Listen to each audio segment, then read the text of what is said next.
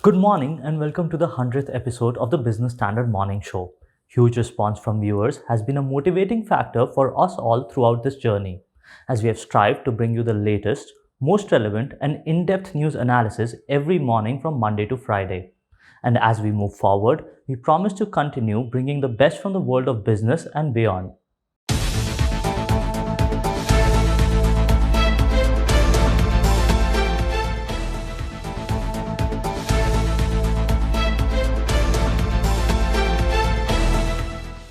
One of the highlights of Union Budget 2022-23 was the proposal to levy a steep 30% tax on gains made from digital assets beginning April 1.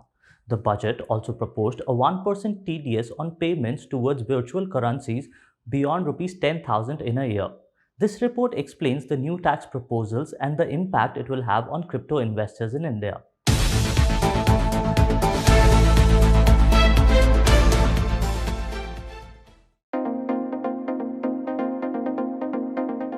India saw an unprecedented growth in the number of crypto investors as Bitcoin skyrocketed to an all-time high of about $67,000 last September before falling.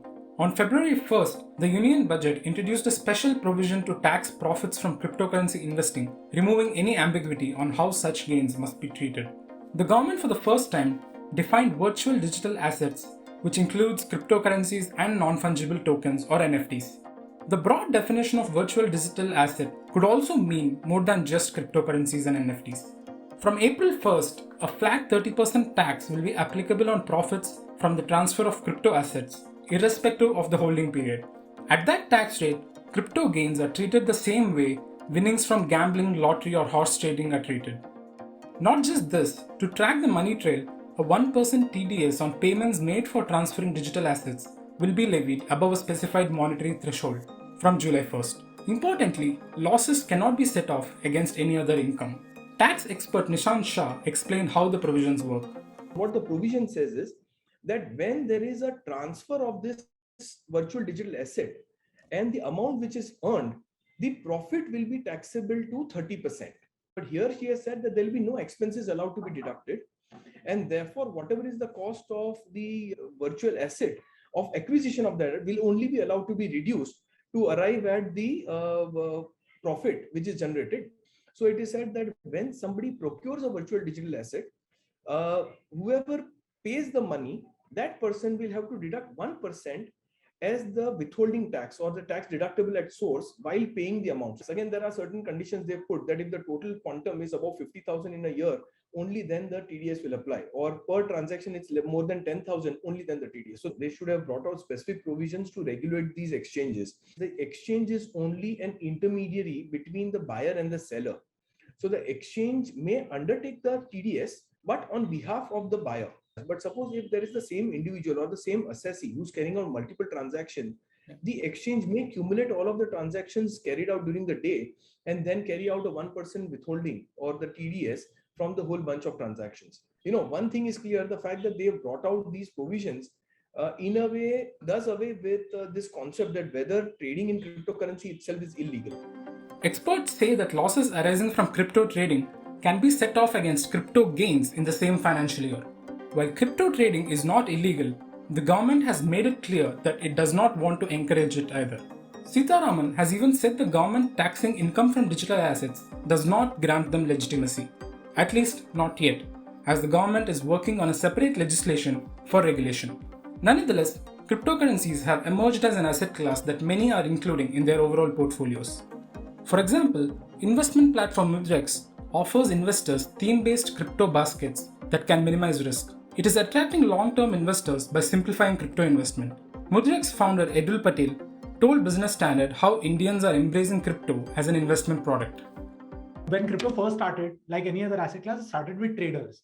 And now what started to happen over time is that the trader community, although is growing, but the retail investor community is growing much faster. Most retail investors, what they're looking for is a simple, easy to understand way to invest. We've seen in the past simple products like mutual funds, index funds, or for that matter, products like small cases now have done really good on that front to simplify the investing process for investors. And that's where Mudrex comes in.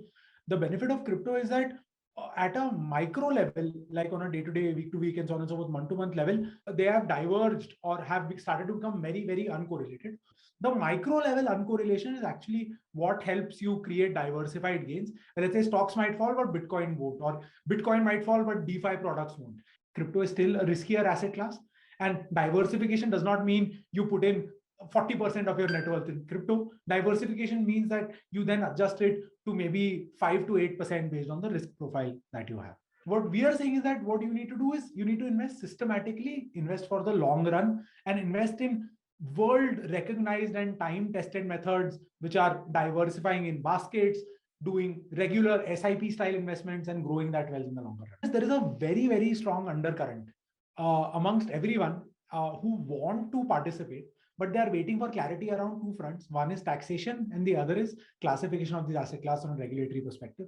I genuinely do believe as soon as any clarity in regulations comes in, there will be a huge wave of just users wanting to jump into crypto. Although investors believe taxation has given the much needed legal acceptance for cryptocurrencies, the TDS provision is being seen as a big disincentive to trading. Naimish Sangvi of CoinCrunch India explains the impact of this provision on Indian crypto trading ecosystem. The complications that this thing creates are large. If on an exchange, I'm going to place a buy order, but multiple sellers are going to, match with that buy order, and I will not know who the seller is, right? So how do we deal with that situation? Perhaps an Indian exchange would be, responsible to pay the TDS instead of you yourself. But then it raises the question as to what happens to the trades that you do on international exchanges or on exchanges where the person on the other side is not an Indian resident. Many people in the Indian market actually bring in the volumes by becoming one of the three things. Either they are market makers, which means that they have giving liquidity to the exchange and they're continuously trading, or they are arbitrageurs who are just buying on one exchange and selling on another for a very minuscule profit of 1 to maybe 5%. And then the third ones are day traders. All of these people, if they start paying or if they start getting 1% less on their capital, what it leads to is erosion of the capital. You start with 1 lakh in 300 sales, you will be left with 4,000 rupees. So I think what will happen now is all the market making or the arbitrage, all the trading will stop. As such, the volume on all the exchanges should die down very quickly. And we might not even see competitive pricing against the international market. This is my opinion on what will happen with TDS. Complications arise even with peer-to-peer transactions that happen outside of an exchange. The buyer of the cryptocurrency would have to collect the seller's PAN number and go through a cumbersome process to deposit the TDS. How many would follow this rule and how the government will enforce compliance is not known yet. We now understand that the budget provisions heavily discourage day-to-day transactions and trading. In the absence of an overarching legislation to regulate cryptocurrencies that addresses tax concerns at different points of the cryptocurrency trading chain and cross-border transfers, several questions still remain unanswered. Meanwhile, the industry is seeing the tax proposal as a first step towards full-fledged regulation of the sector.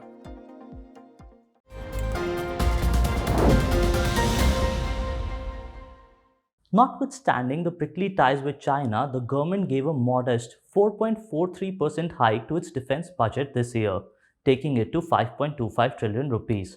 But at the same time, it gave a big push to Make in India in defense, which could bring some cheer to India Inc. A massive 68% of the capital procurement allocation has been earmarked for the domestic industry. Let us delve into the details of what the Budget 2022 means for the indigenous defense industry.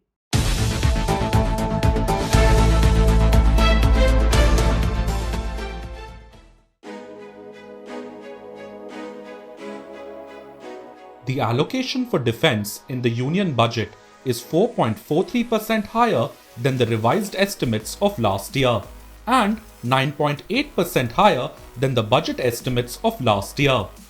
There was also what appeared to be a big push for Make in India in defense, which could bring some cheer to India Inc. Before we delve into the details, let's understand the breakup of this budget's defense allocation. Of the 5.25 trillion rupees allocated for defense, the revenue allocation takes up 2.33 trillion rupees, while the capital allocation stands at 1.52 trillion rupees, and defense pensions at 1.19 trillion rupees. Capital allocation is meant to cover both new purchases as well as payments for past procurements. What is important is that of the 1.52 trillion rupees in capital allocation, 68% will be reserved for procurement from Indian industry. In budget 2021, 70,221 crore rupees, or about 63% of the defense capital allocation, was reserved for Indian industry. Meanwhile, 58% of the defense capital allocation was reserved for Indian industry in 2020-21, when such a component was set aside for domestic defense firms for the first time. In her budget speech, Finance Minister Nirmala Sitharaman said that the private industry would be encouraged to take up design and development of military platforms and equipment in collaboration with DRDO and other organizations through SPV model. The Finance Minister added that an independent nodal umbrella body would be set up for meeting wide-ranging testing and certification requirements.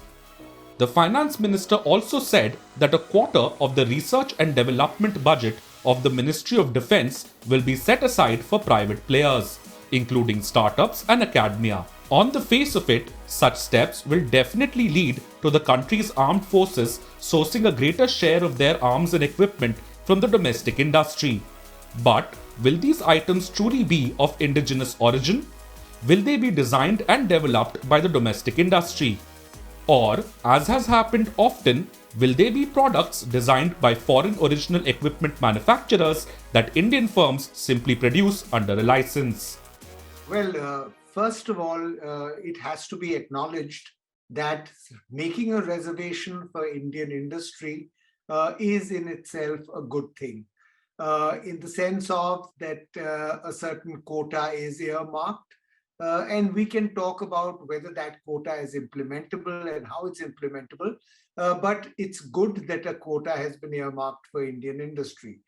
The problem, however, is that they are counting 68% of orders placed. Now, the orders placed do not necessarily constitute 100% of the material that you're buying. For example, if they say we will reserve a certain order for Bharat Electronics, and that order is of the order of 1,000 crores. Bharat Electronics does not necessarily have to give all 1,000 crores of that to domestic industry orders, because at the end, Bharat Electronics is also going to suborder some of that order. So if it is earmarked in advance that the 1,000 crore rupees that Bharat Electronics is going to be given an order of, all 1,000 crore rupees of those have to be sourced from Indian industry, then it makes logical sense. But if Bharat Electronics goes and gives 500 crore rupees as a sub-order to a foreign industry and 500 crores as a sub-order to Indian industry, then you have not really earmarked 68% for Indian industry. You've earmarked only half of that amount.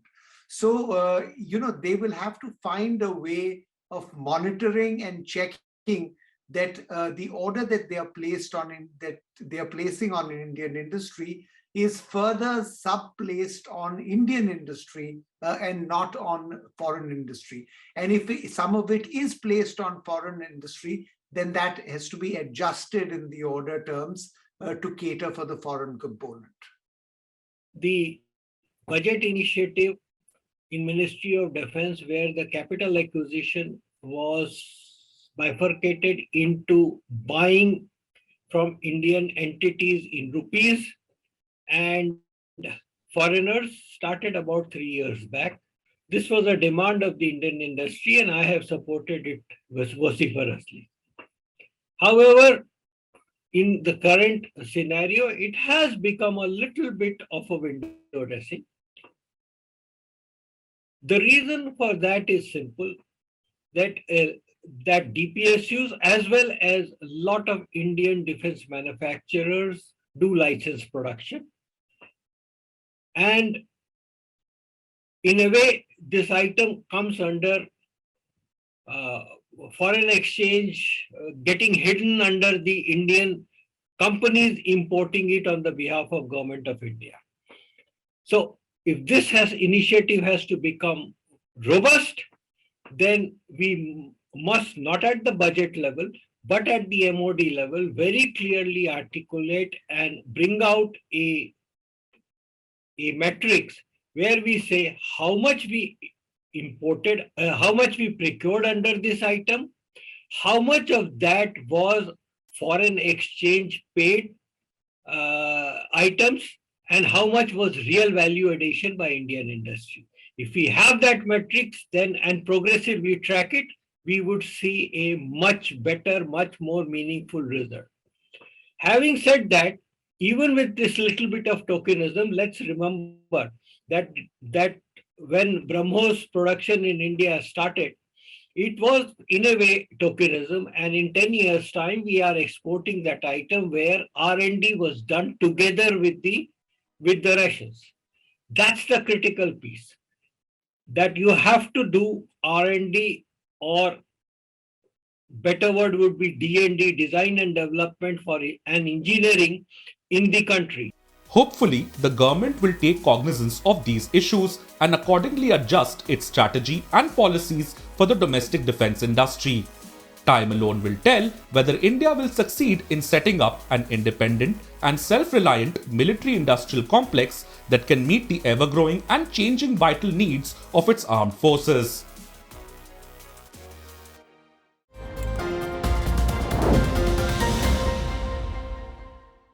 The union budget has unnerved the bond markets. The 10-year government bond yields have risen nearly 3% in 2 days, quoting at their highest levels in 2 years.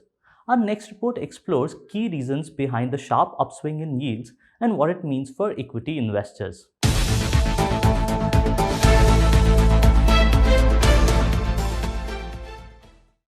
Bond market investors were in for a rude shock as the union budget pegged the budgeted gross market borrowing number for the next fiscal at 14.95 trillion rupees.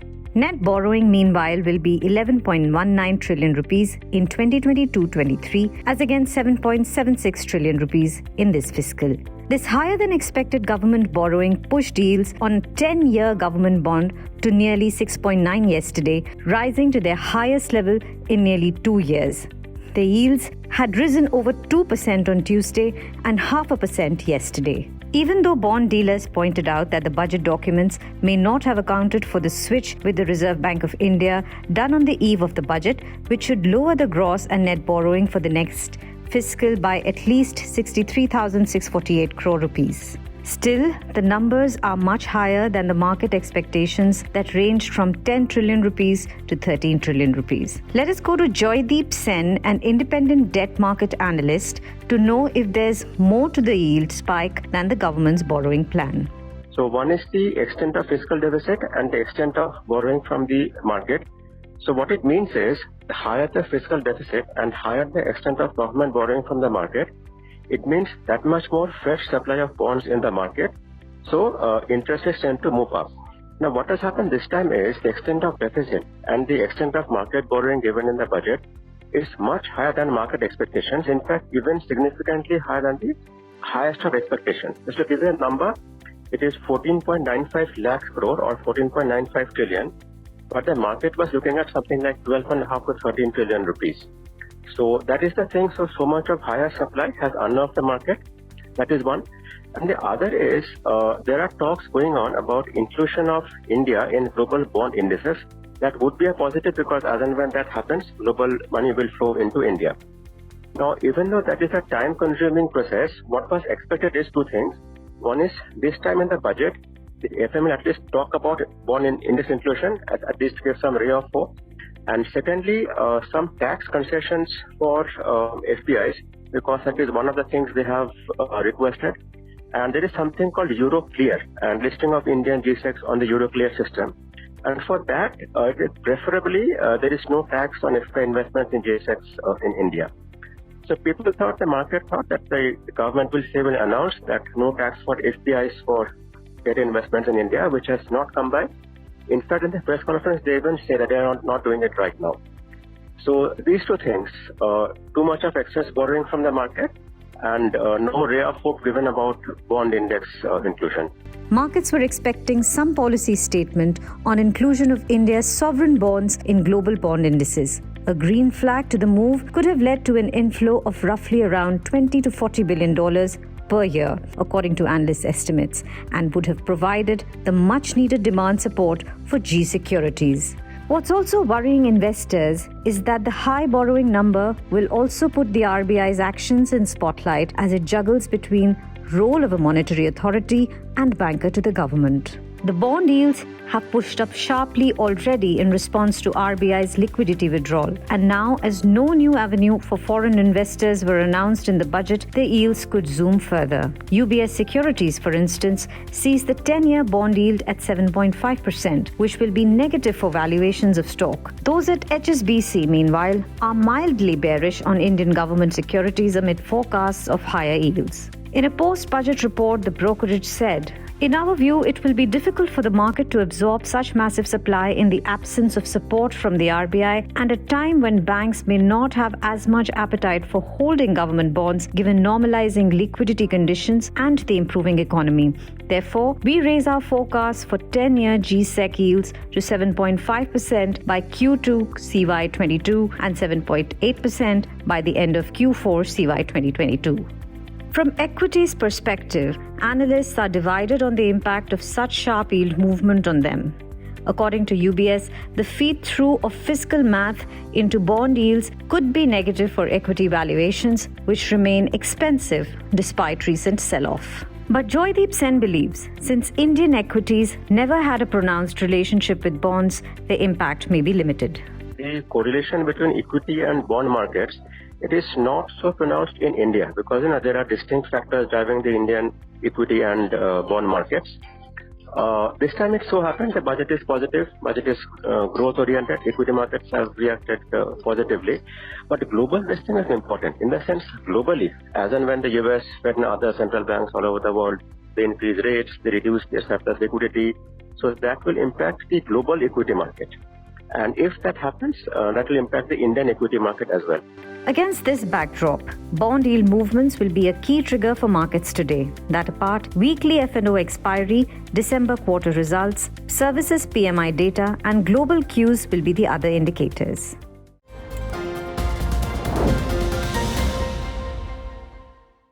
Budget not just lifted the sentiments of investors, giving some leg up to the market, but it also made environmental activists happy. They hailed the government's proposal to issue sovereign green bonds. Our next report explains what these bonds are and why they have been named green.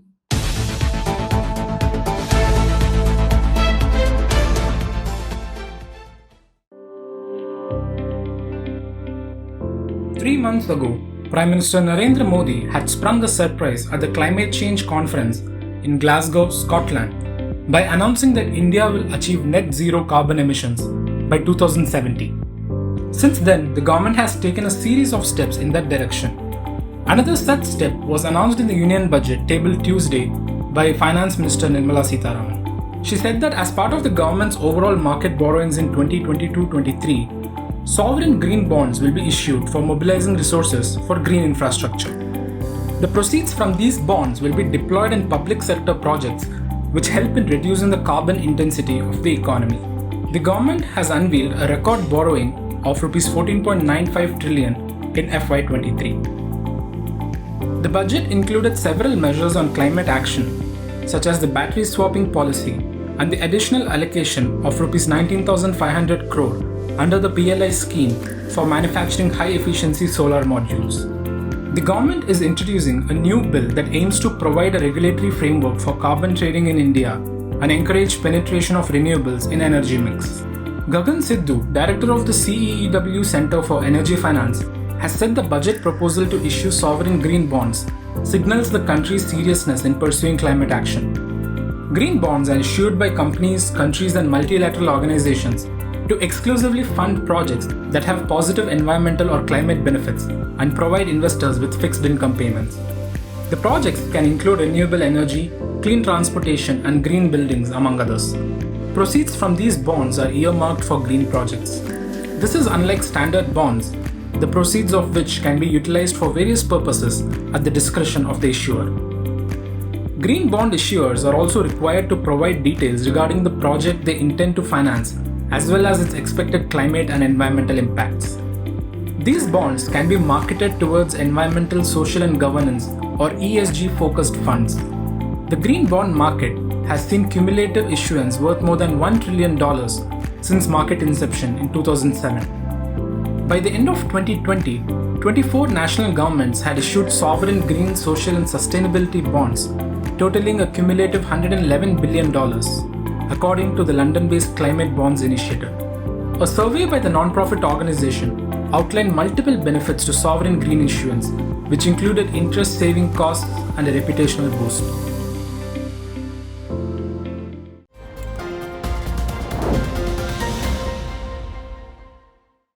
Poland was the first country to issue a sovereign green bond in 2017. That's all for today. For more news and analysis, log on to Business Standard. We'll be back tomorrow with our next episode. Thank you for watching.